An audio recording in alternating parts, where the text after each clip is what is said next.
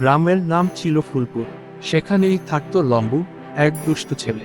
দুষ্টুমি যেন ওর রক্তে মিশেছিল। সে সারা দিন লোকের গাছের আম চুরি করে খেত আর বন্ধুদের বই চোপছাড়ে লুকিয়ে রাখত। ওর সেরা বন্ধু ছিল ছোটু, ভীষণ শান্ত আর বুদ্ধিমান ছেলে। একদিন লম্বু আর ছোটু পাশের গ্রামের বিলে মাছ ধরতে গেল। পথে যেতে যেতে লম্বু ভাবল, কিছু একটা মজার কাণ্ড করতেই হবে।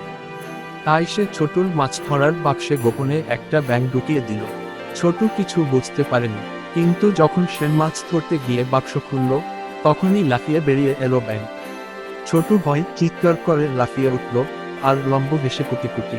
ছোটু প্রথমে রেগে গেল, কিন্তু একটু ভেবে সে বলল, ঠিক আছে লম্বু, এবার তোমার জন্য একটা চমক থাকছে।